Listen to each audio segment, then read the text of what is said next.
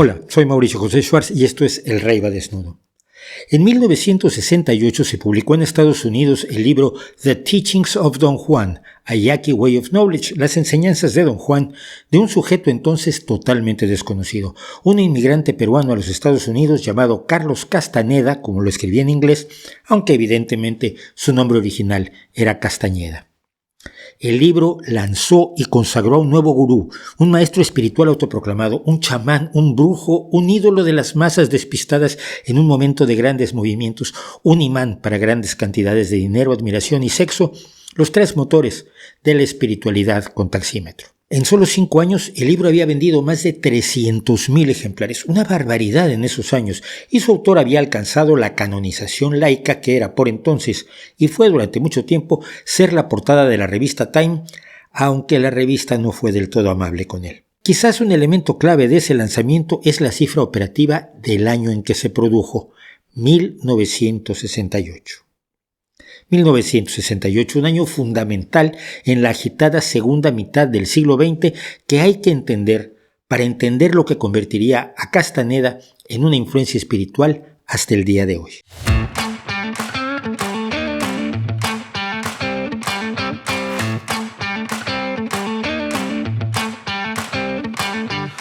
«1968. En Checoslovaquia, la primavera de Praga propone un comunismo más humano, menos autoritario, menos brutal y gris que el común en los países dominados por Moscú, con cierta democratización, descentralización de la economía, prensa libre y libertad de movimientos para sus ciudadanos. La respuesta de Moscú, inmediata, fue invadir Checoslovaquia con 200,000 soldados y 20,000 tanques para cancelar el experimento.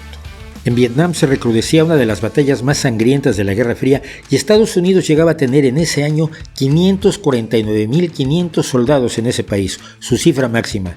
Combatían con el ejército de Vietnam del Sur contra el de Vietnam del Norte y contra los insurgentes del sur llamados Viet Cong.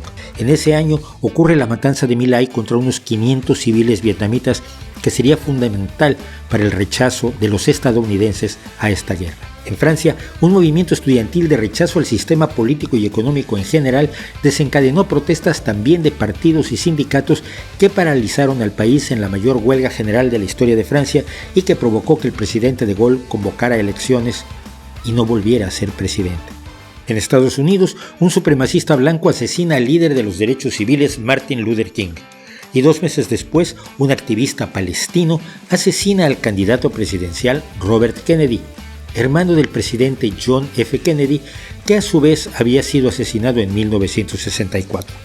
Resultado del asesinato de Robert fue la llegada al poder en Estados Unidos de Richard Nixon. En el Vaticano, Pablo VI condena enérgicamente los anticonceptivos en la encíclica Humanae Vitae. Son años de miedo, de pruebas de armas nucleares cada vez más destructivas, de movimientos armados comunistas y de golpes de Estado en África y América Latina, de asesinatos de ETA en España, de la masacre del movimiento estudiantil mexicano del 2 de octubre y del movimiento hippie en buena parte del mundo. Son años de gran inquietud espiritual y de muchas personas decididas a cobrar por satisfacer esa inquietud espiritual. Los gurús indostanos empiezan su movimiento hacia Occidente. Por ejemplo, su divina gracia Bhaktivedanta Swami Prabhupada, que con sus Hare Krishna construyó un imperio de enormes recursos, misoginia, control total de sus adeptos y grandes propiedades inmobiliarias. O estaba el Swami Satchidananda Saraswati, que hizo negocios conjuntos con otras iglesias, como por ejemplo el Centro de Estudios Espirituales que ese año inauguró en Nueva York con el rabino Joseph Gelberman, el monje católico David Stendel Rast y el gurú sufí también muy exitoso Pir Vilayat Khan. Por su éxito, Satchidananda Saraswati fue invitado a abrir el Festival de Woodstock un año después con una prédica espiritual y de paz. No habló de dinero, no. También en 1968 el expastor cristiano David Brandsberg fundó un movimiento de hippies cristianos, los Hijos de Dios, donde impulsaba a las chicas a prostituirse como forma de atraer a Dios y de paso obtener recursos para su movimiento. Con el nombre de Moisés David, fue además un importante abusador. Y ese año, un músico fracasado y delincuente habitual, Charles Manson, descubrió su capacidad para manipular emocionalmente a personas en situación desesperada y empezó a reunir a su alrededor a su secta, que llamaría La Familia y que un año después cometería una serie de atroces asesinatos. Ese mismo año, los Beatles y otros miembros del mundo de la música y de Hollywood se acercan al Maharishi Mahesh Yogi y van a su santuario durante algunas semanas, después de las cuales lo denuncian como fraude y rechazan su asociación con él, llamándola un error público. Nadie les hizo caso, nadie. El Maharishi, dotado ya con una cuantiosa fortuna como todos los hombres espirituales, se mudó de la India a Suiza, donde instaló el cuartel general de su imperio, que pronto extendería a todos los Estados Unidos. Es a este mundo agitado, confuso, pleno de gente insatisfecha pero sin asidero, al que llegó Castaneda con su libro que ajustaba limpiamente en el rompecabezas de 1968.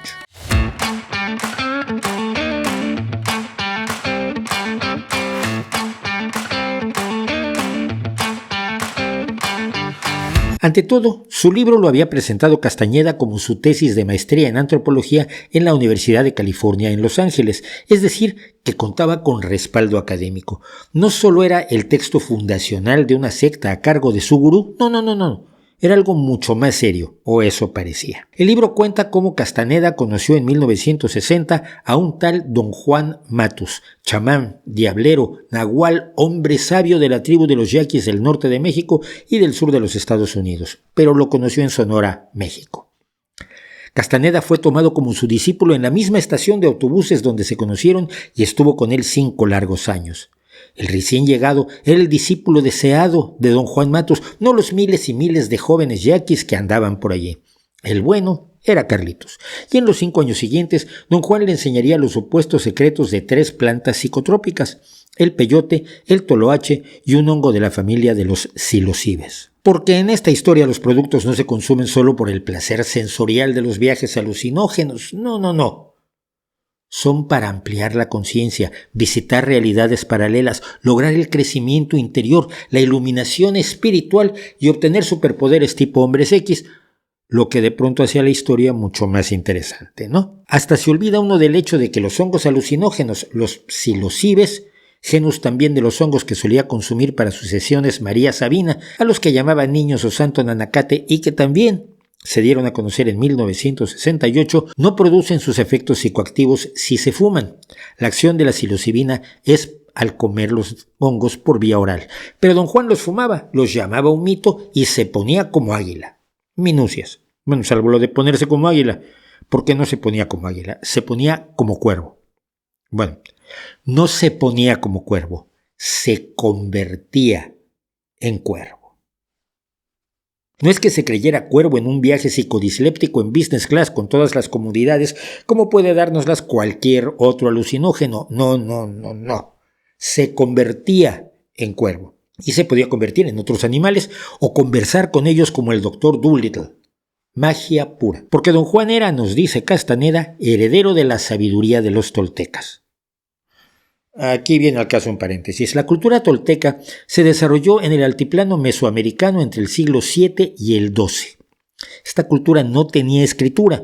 Lo que se conoce de ellos es por las leyendas que crearon después los mexicas, que llegaron al altiplano en el siglo XIV, es decir, 200 años después de que terminara esta cultura y se abandonara la capital, Tula, hoy en el estado de Hidalgo. La idea de que la sabiduría de los toltecas se mantuvo incólume durante 8 siglos después de que desaparecieran sus originadores y se conservara sin que nadie, ni un arqueólogo o antropólogo mexicano o un indígena mexicano, se diera cuenta hasta que llegó Castañeda, es, digamos, curiosa. Pero la magia no se quedaba solamente en la capacidad de hacer el hombre lobo o el hombre coyote o el hombre cuervo, no.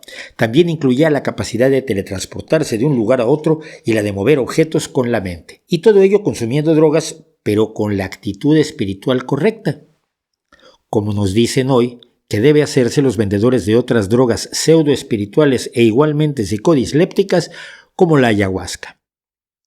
Y aquí hay que hacer otro paréntesis. Los efectos de distintas drogas fueron interpretados como formas superiores de percepción, algo que sabemos que no son por multitud de culturas. Las emanaciones de una grieta en el oráculo de Delfos eran la inspiración de las pitias o adivinas, y muchos curanderos en México utilizan plantas alucinógenas para sus rituales, que curar no curan nada, pero se sienten bien. Esto fue llevado a niveles de intelectualidad respetable por nadie menos que Aldous Huxley, escritor británico de culto por su libro Un mundo feliz y perteneciente a una famosa familia de científicos y escritores que en 1954 publicó The Doors of Perception, Las puertas de la percepción, un libro que habla de sus experiencias con la mescalina, el principal alucinógeno del peyote, o de su experiencia, una. Huxley fue el gran precedente del hipismo, le dio por meditar y por buscar la verdad en Oriente y en las drogas, además de utilizar pseudoterapias y, no me lo va a creer usted, adoptar filosofías de la India. Toda su experiencia con la mescalina fue una sola, el 3 de mayo de 1953,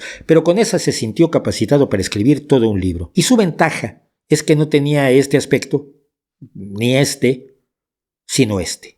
El movimiento hippie lo adoptó como una verdad. Las drogas eran la puerta a la iluminación y la verdadera comprensión del mundo, del universo, de todos los universos y de todo eso que no son. Y la revelación final.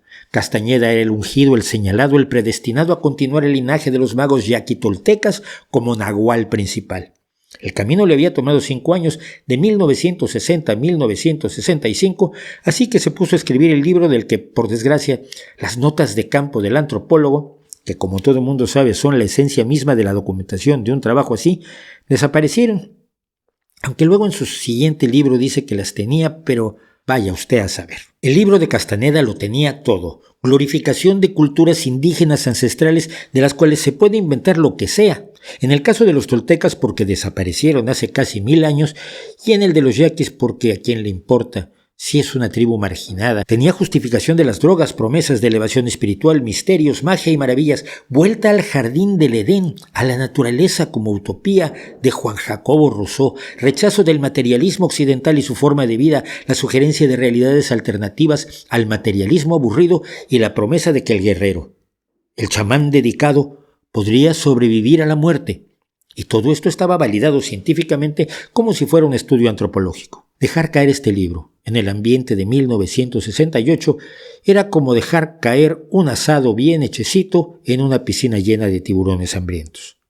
El éxito fue arrollador y el antropólogo de pronto descubrió que era millonario. Había que escribir más libros. ¿Pero cómo? Al salir el libro, Castaneda decide llevarle un ejemplar a don Juan y ya que se lo encuentra se queda a seguir estudiando y a preparar la parte 2 de su saga. Pero antes de hablar del resto de su saga y de lo que hizo con ella, veamos quién era el elegido, el señalado, el Mesías de la nueva era, Carlos Castañeda. Carlos.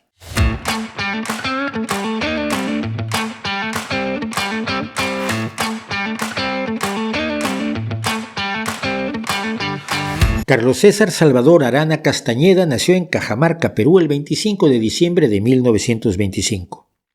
Sin embargo, al parecer este acontecimiento no le pareció del todo aceptable ni en tiempo ni en lugar, así que hizo una mudanza y empezó a asegurar años después que había nacido en realidad el 25 de diciembre, pero de 1935 y en Juquerí, Sao Paulo, Brasil. Carlos vivió una infancia anodina estudiando en su ciudad de origen, probablemente escultura o artes plásticas, hasta que en 1951, como tantos otros emigrantes, tomó el camino hacia Estados Unidos, recalando finalmente en San Francisco. Pero de nuevo esta historia no le pareció satisfactoria porque no es adecuada para un nahual legendario y un guerrero milenario, y entonces contó que su familia lo había enviado a Argentina antes de que a los 15 años acabara en Estados Unidos, entre otras muchas peripecias. Hay otros datos, por cierto, de que su salida de Perú se vio más bien animada por la aparición de una hija que tuvo, alguna novia o esposa que tuvo, y prefirió tomarlas de Villadiego y dejarlas abandonadas. Esto solo habría sido posible si cuando llegó a Estados Unidos era un hombre de 26 años y no un joven de 16, pero vaya usted a saber. Los pocos datos que hay lo ubican como a cualquier inmigrante a Estados Unidos haciendo trabajos menores, incluso conduciendo un taxi. En 1959 finalmente se nacionaliza estadounidense y pierde la ñ de su nombre, que no existe en inglés, y pasa a ser Carlos Castaneda. Entre ese año y 1962 contrae matrimonio con Margaret Runyan, a quien abandona en menos de 6 meses y consigue graduarse como antropólogo en la Universidad de California de Los Ángeles. Habiéndose graduado y publicado el libro, ahora rico y famoso, Castaneda volvió a su maestro, al que acompañaba ahora otro maestro procedente de Oaxaca, de la zona de Ixtlán, llamado Genaro, con los que pudo escribir Una realidad aparte en 1971, a la que siguió Viaje a Ixtlán en 1973 y Relatos de poder en 1975. Pero fue en Viaje a Ixtlán donde algunos empezaron a ver ciertas contradicciones e incongruencias con las cronologías de los libros anteriores. Esto es algo que les pasa o nos pasa a los novelistas. Escribe uno capítulos enteros con personajes a los que mató 3 capítulos antes, o se hace un lío con las fechas o los nombres. Pero con las notas de campo de un antropólogo esto no puede pasar. Pones una fecha y es... El caso es que la UCLA ni se enteró de esas pequeñas peculiaridades y le dio a Castaneda por este libro, además, su doctorado en antropología. Seguirían 9 libros más recibidos con gran entusiasmo, sobre todo por la clase media, media alta y alta, intelectual o artística. Según el propio sitio web castaneda.com, sus obras han vendido hasta hoy 28 millones de ejemplares en 17 idiomas. Por cierto, al español llegó hasta 1973. En ese 1973, después del artículo de la revista Time, que como decíamos no fue del todo elogioso y de hecho sugería que Castaneda era un fraude, este se apartó de la vida pública durante unos 20 años que dedicó a disfrutar de su fortuna, de la admiración a distancia de millones de aspirantes a nahuales o guerreros y de una secta cercana que llegó a tener entre 75 y 100 adeptos. Adquirió una mansión en Pandora Avenue, en Los Ángeles, que compartía con seguidoras a las que llamaba brujas y que usaban distintos nombres o apodos. Por ejemplo, Taisha Avelar, antes llamada Ana Marie Carter, pero que nació con el nombre de Marianne Simco, a quien conoció cuando ella tenía apenas 19 años. La venezolana Florinda Donner Grau, que originalmente se llamaba Regine Thal, ambas estudiantes de antropología en UCLA donde las conoció. Estaba Patricia Partin, que se rebautizó como Nuri Alexander y que en 1995 fue legalmente adoptada como hija por su amante Carlos Castaneda. Además de Carlo Tix, cuyo nombre original era Kathleen Polman, y otras como Niei Mures y Talia Bay, que era Amalia Márquez, aunque originalmente se llamaba Amalia Marín. Todas se mudarían a vivir con Castaneda y una de las labores que desempeñaban era la de atraer nuevos adeptos, más bien adeptas. La empresaria de catering de Los Ángeles, Melissa Ward, que estuvo unida al grupo durante un tiempo, cuenta que las mujeres hacían reclutamiento durante las conferencias buscando a otras mujeres que reunieran 3 características: inteligencia, belleza y vulnerabilidad. La iniciación en la familia pasaba, no se sorprenderá usted, por la cama del célibe Carlos Castaneda. Amy Wallace, hija del escritor Irving Wallace, también escritora ella misma y durante un tiempo adepta y amante de Castaneda, lo describe en un libro como alguien caprichoso y tiránico que gustaba de subyugar a sus adeptas, con todas las cuales mantenía relaciones sexuales, creando continuamente curiosos rituales de coito para mantenerlas sometidas, obligándolas a andar uniformadas y de pelo corto, además de ser cruel con todos sus adeptos, hombres y mujeres, humillándolos como costumbre. A todos les exigía que rompieran con su pasado, que borraran sus orígenes, que destruyeran sus vínculos emocionales con sus familias, amigos y conocidos y que rechazaran sus identidades originales. De allí los cambios de nombre de muchas de sus brujas.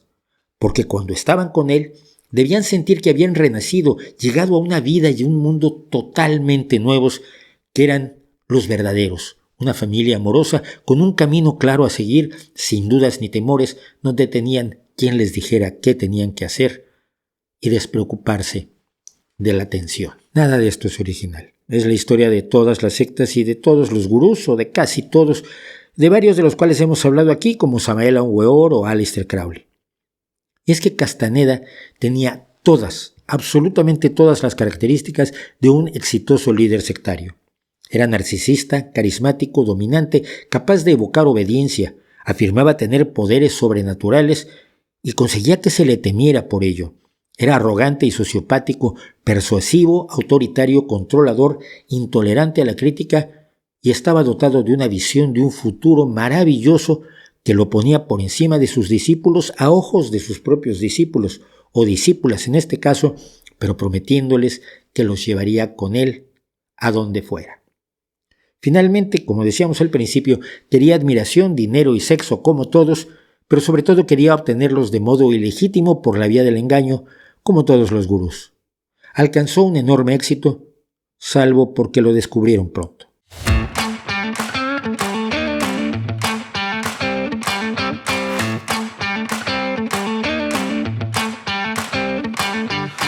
En 1972, la escritora Joyce Carol Oates escribió en el New York Times una carta donde expresaba asombro de que alguien pudiera tomado los libros de Castaneda, que eran 4 por entonces, en serio.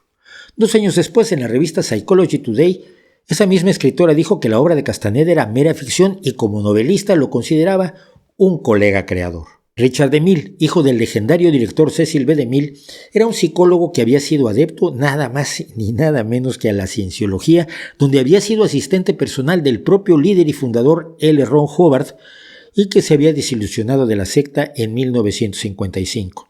O sea que de sectas sabía lo suyo y publicó en 1976 el libro Castaneda's Journey, The Power and the Allegory, el viaje de Castaneda, el poder y la alegoría, donde relataba el cuidadoso trabajo que había hecho para determinar no solo que los libros eran falsos, sino que muchas de las citas que Castaneda atribuía a Don Juan ni siquiera las había escrito él, sino que eran plagios de otros escritos, incluso de autores tan conocidos como el filósofo Ludwig Wittgenstein, C.S. Lewis o el yogi Ramacharaka.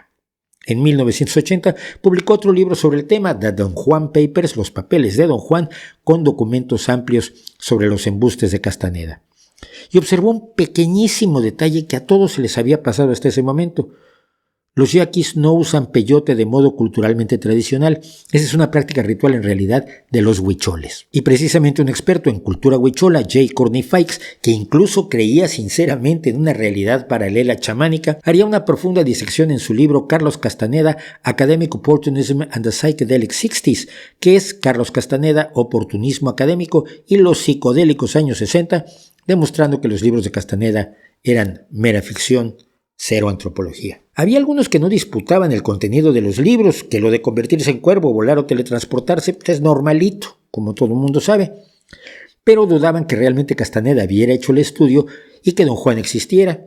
Pensaban que había usado fuentes diversas para construir un relato ficticio sobre hechos no ficticios, porque hablar con coyotes no es ficticio, eso lo sabemos usted y yo. La segunda vertiente, la más razonable, ponía todo en cuestión. Mira, ni uno se convierte en cuervo, ni vuela, ni mueve cositas con la mente, por más que nos ilusionara que así fuera, especialmente en los años 70, donde queríamos creer muchas cosas. Es decir, que todo el asunto era más falso que un chuletón vegano, empezando porque los chamanes no suelen reclutar adeptos en estaciones de autobuses, y terminando con que en las fechas en que según Castaneda estaba con Don Juan, muchas personas lo recordaban asistiendo a clases, estudiando en la biblioteca de la Universidad de California o haciendo otras cosas en Los Ángeles y no en el desierto de Sonora. Más cosas sospechosas en sus libros, la falta de vocablos de origen yaqui en las descripciones de la vida y el entorno, plantas y animales de Don Juan Matus, o el uso de palabras indígenas o mexicanas de modo extraño. Por ejemplo, tiene un personaje en su segundo libro que se llama Zacateca, con S, palabra que solo existe en ese libro porque hay un estado y una ciudad mexicanos llamados Zacatecas, pero con Z. También es extraño que sus brujas se llamaran a sí mismas chacmoles. El chacmol es un tipo de escultura maya, y la palabra fue acuñada no por los antiguos toltecas o mayas, sino por el explorador Augustus Le Plongeon, que descubrió estas esculturas por primera vez en 1874 y las bautizó como chacmol, que significa garra roja de jaguar en maya, porque pensaba que representaban a dioses o jefes mayas jaguares. Y no es así. Más aún, en los libros de Castaneda no había referencia a las prácticas rituales reales de los yaquis de aquel entonces, ni una mención a su ferviente catolicismo, ni a la dura realidad de su entorno mayormente desértico, ni su amor a las flores. Los verdaderos expertos en la cultura yaqui señalaron una y otra vez que cuanto relataba Castaneda era totalmente ajeno a la forma de ser de los yaquis verdaderos. Y claro, cuando cientos, acaso miles de buscadores de la verdad, la iluminación o al menos un buen colocón o viaje psicodisléptico aterrizaron en tierras yaquis, se desilusionaron con lo que encontraron porque no se parecía en nada a los relatos de Castaneda. Y todo esto, que pronto fue motivo de vergüenza para la Universidad de California, que actualmente se mantiene calladita respecto a la maestría y doctorado de Castaneda, no tuvo sin embargo ningún efecto en los seguidores del gurú, que decidieron que esto era una obra de sus enemigos para desprestigiarlo, un complot, una conspiración, son los malos y nosotros los buenos.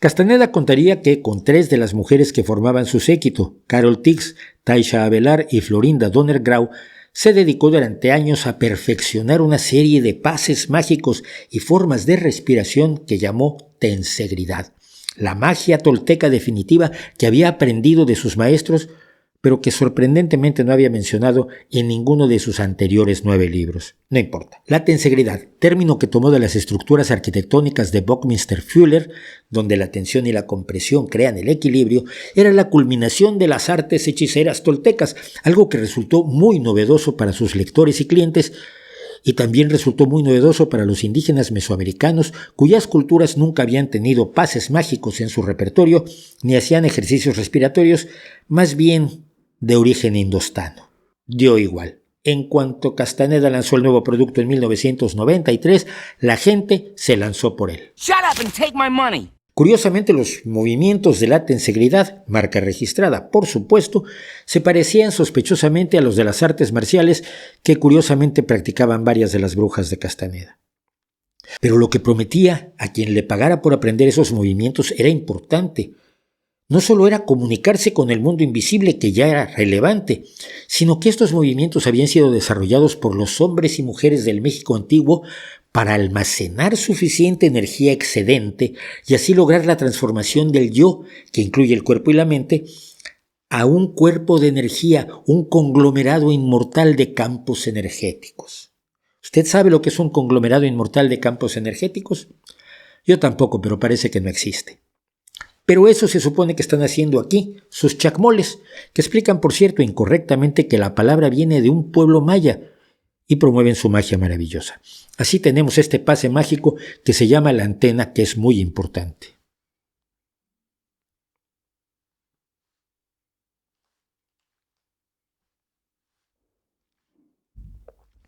Luego está también este, que es la bola de energía, y que si se parece a los movimientos del Tai Chi, es meramente un accidente, supongo yo.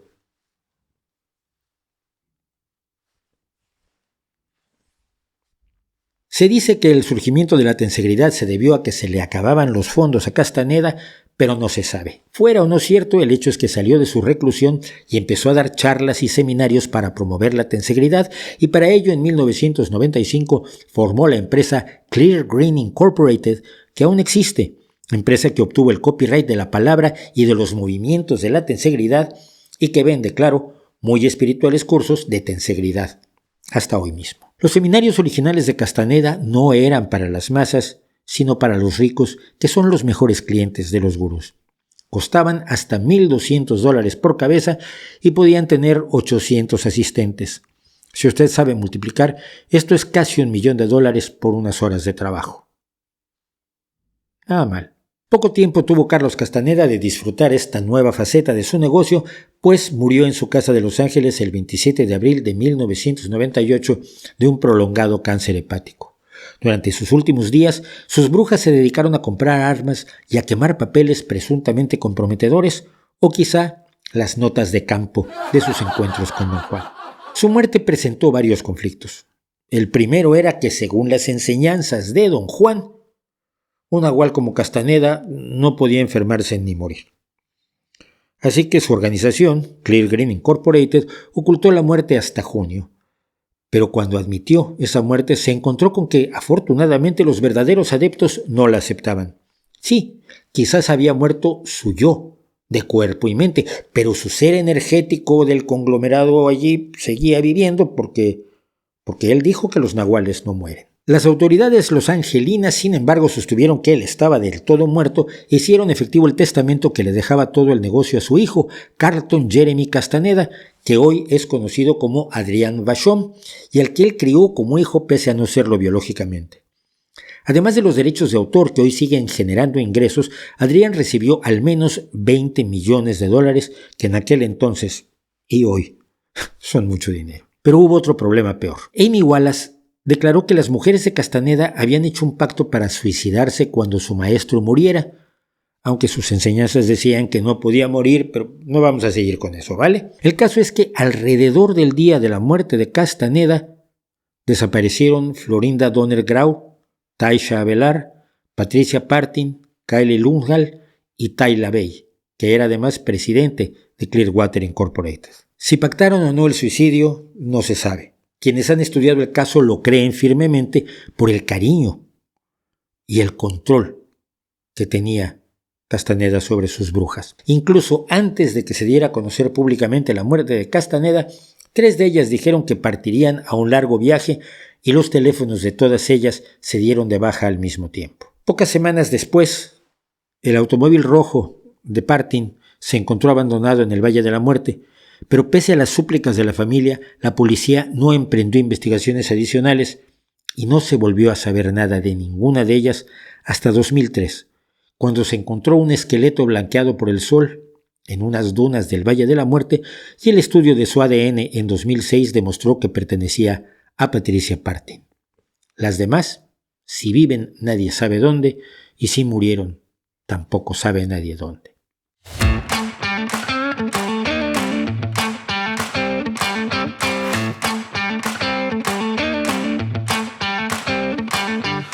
La influencia de Castaneda en el mundo de sus contemporáneos fue poderosa, especialmente sobre personajes de la época relevantes como John Lennon, que llegó a decir que Yoko Ono era su Don Juan Matus, William Burroughs, Federico Fellini y Jim Morrison, el cantante de los Doors, grupo que precisamente había tomado su nombre de The Doors of Perception, las puertas de la percepción, el libro de Huxley. Se dice que George Lucas creó al personaje de Yoda basándose en el Don Juan de Castaneda, pero afortunadamente sin las drogas. Junto con las influencias de Elena P. Blavatsky, del psicoanálisis, del desembarco en Estados Unidos de los gurús indostanos, del libro de Powell Berger, El retorno de los brujos y de otros varios elementos, Carlos Castaneda fue una de las fuerzas que dio forma al New Age, ese movimiento idealista y místico profundamente occidental, pero reputadamente antioccidental, que aún hoy es el motor detrás de numerosas sectas destructivas y pseudoterapias peligrosas, cuando no directamente asesinas. La capacidad del New Age, que es más una forma de pensamiento que un movimiento concreto,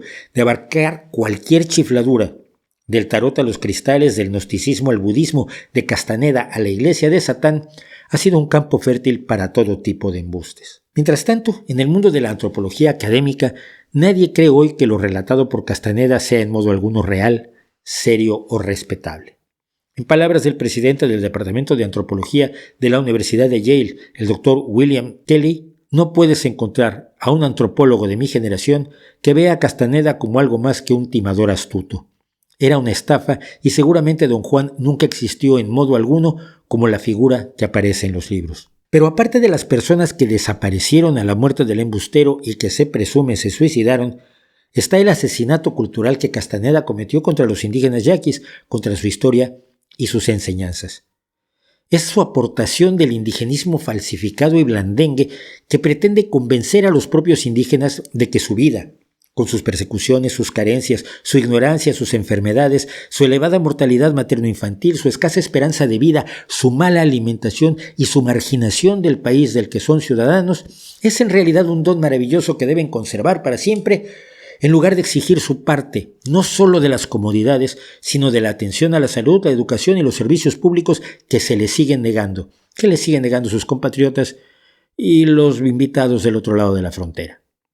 El indio imaginario de Carlos Castaneda lo llenó de dinero, de fama y de seguidoras dispuestas a doblegarse a sus, digamos, peculiaridades. Quizás sería justo que parte de la fortuna que sigue generando la literatura que Castaneda pasó por ciencia real fuera a dar a manos de las comunidades yaquis de Sonora. Pero no va a ocurrir. Los mismos que piensan que el blues solo lo deben tocar descendientes de esclavos son los que dan la espalda a los verdaderos yaquis para celebrar al que mintió sobre ellos. Quizás el tamaño del engaño quede claro cuando vemos que su primera esposa, Margaret Runyon, contó que el vino favorito de la pareja en los pocos meses que estuvieron juntos en 1960 era el de la marca Mateus y que Castaneda solía decir en son de broma que ese vino era su maestro más valioso. Así, Don Juan Matus no era el peyote del Nuevo Mundo utilizado desde hacía al menos 1000 años por los antiguos toltecas, sino un vino espumoso portugués del Viejo Mundo que empezó a producirse en la década de 1940. La paradoja es enormemente reveladora, ¿no cree usted?